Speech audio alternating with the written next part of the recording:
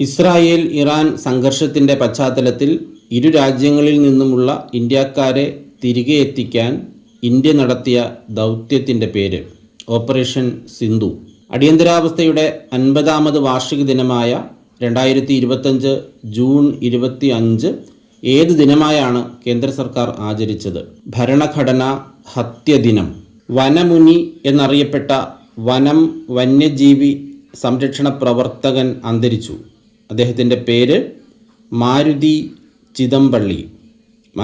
ചിദംപള്ളിയാണ് വനമുനി എന്നറിയപ്പെടുന്നത്.